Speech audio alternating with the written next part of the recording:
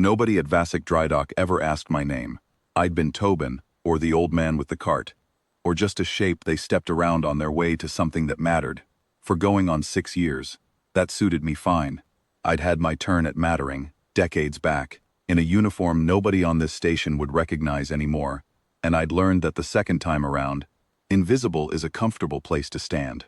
The morning they brought in the War-Golem, I was 40 feet up a gantry resealing a coolant line, and even from there I felt the whole bay change temperature.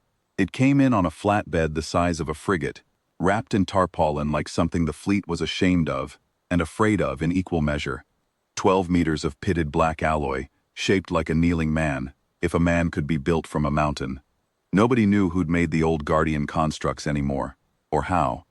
Only that the Dominion had dug 3 of them out of a dead world a century back, and this was the last one still in one piece. It had gone dark 400 years before anyone alive was born. The fleet wanted it walking again before the peace talks at the border collapsed. They wanted a wall that could stand up by itself. So they sent the engineers. 12 of them by my count, over 11 days.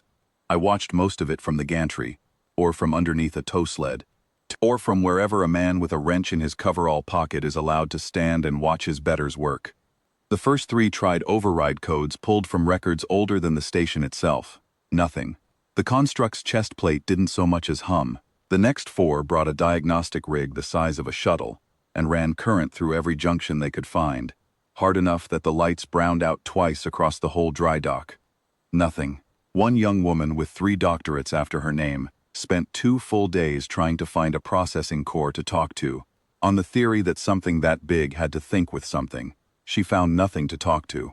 By the 11th day, they'd brought in a man who specialized, specifically, in breaking locks that didn't want to be broken, and he put a charge against the construct's shoulder joint that should have woken the dead. It scorched the alloy and woke nothing. Admiral Carneth came down to the floor herself on the 12th day, which is how I learned a Dominion admiral looks exactly as tired as anyone else. When something she needs has stopped working, she was tall the way all the Vask are, pale gray-blue skin going faintly luminous along her jaw, the way it does when they're holding their temper, 3 rows of service braid on a coat that had clearly seen more dry docks than ballrooms. She stood in front of the kneeling thing for a long while, said nothing anyone could hear, and walked away. That night the floor cleared out, the way it always does on the late shift, down to me and a security rating half asleep by the door. I had a coolant manifold to finish on the far side of the bay, and the construct happened to be sitting between me and it, 12 meters of dead alloy with its head bowed like it was praying or ashamed, lit up cold blue by the work lamps nobody had bothered to shut off. I want to say I had a plan. I didn't. What I had was 40 years of putting my hands on engines that other men had already given up on, and a habit, older than I am polite about admitting, of talking to the stubborn ones while I worked. I climbed up onto its forearm with my cart and my rag, because that's what you do with a machine that's filthy. You clean it first, whatever else is wrong with it, and you see what the dirt's been hiding. Took me an hour, just to get the grime of 4 centuries off one shoulder joint. Found a maintenance hatch they'd all walked past, no bigger than a lunch pail, sealed with nothing more complicated than corrosion. I worked it free with a flathead and my own stubbornness, and found 6 small drive rods inside, dry as old leather, never meant to be powered by current at all, meant to be oiled, by hand, the slow way, the way you'd grease a wagon axle if you'd ever in your life greased a wagon axle. I talked to it the whole time, not because I thought it could hear me, because I always talked to engines, the way you'd talk to a dog that's hurting and doesn't know why. I told it about the coolant manifold waiting on me, about my knees, about the wife I'd buried and the ship I'd served on that didn't exist anymore, either, about how nobody much minds an old man muttering to himself in an empty bay at 2 in the morning. I told it, more than once, that 12 very smart people had tried to scream it awake, and maybe screaming was the wrong idea entirely. I oiled every rod I could reach, slow, the way my own father taught me on a tractor, 60 years and one whole planet away, and somewhere around the 4th joint I felt. Not heard, felt, through the alloy under my palm, the faintest tick of something old turning over for the first time in 400 years. By the time I'd finished the last rod, its head had lifted. Not far. just enough that the cold blue work lamps caught two pale slits along its brow that hadn't been lit a minute before. I didn't run. I want that on the record, mostly for my own sake.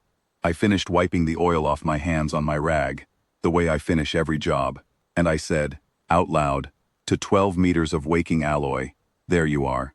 Wasn't so hard, was it? It didn't speak. I don't think it ever could, not in words anyone would understand. But it turned its head, slow, and looked down at me the way a tired old dog looks at the one person in the house who's never once raised a hand to it. Then it lowered itself back down, settled, gone quiet again, but a different kind of quiet. Resting now, instead of dead. The security rating must have called it in, because Admiral Carneth was on the floor in under 10 minutes, coat half buttoned, hair not yet pinned. She looked at the construct, lit and breathing, in a way it hadn't been an hour before. She looked at the open hatch, and the rag in my hand, and the cart full of nothing more impressive than oil and rust flake. What did you do to it? She said. Not an accusation, just tired wonder. Same as a woman, asking how a stalled engine had suddenly caught. Cleaned it, I said. Oiled it. Talked to it some. I shrugged, because there wasn't a more honest answer than that one. Your engineers were trying to command it. I figure it had gone 400 years without anybody asking it how it was doing. Seemed worth a try. She was quiet long enough that I thought I'd said something wrong. Then she asked my name, properly. The way you ask a man's name when you mean to remember it. I told her. She looked at the coverall, the gray and what's left of my hair, and asked, careful, whether I'd served once myself. I told her the name of a ship that hasn't existed in 26 years. On the other side of a war, nobody in this dry dock remembers starting. Her jaw lit, just slightly, the way it does when a Vask is moved and trying not to show it. That ship, she said, is in our archives. Not as an enemy. I didn't know what to do with that, so I did what I always do. Picked up my cart, said the coolant manifold wasn't going to fix itself, and started across the bay. Tobin, she called after me. And it was the first time in 6 years anyone on that floor had used my name instead of walking past me to find it. I'd like you to stay with it. Permanent post. Whatever rank that requires, I'll arrange it. I told her I didn't much care for rank, never had. But I'd come back tomorrow night and oil the rest of its joints if nobody minded an old man talking to himself in an empty bay. She said nobody would mind at all.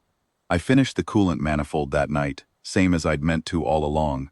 But I'll admit, walking back across that bay afterward, I looked back once, at the great kneeling shape with its two pale eyes, half lit in the dark, and for the first time in longer than I care to count, I didn't feel like a shape men stepped around.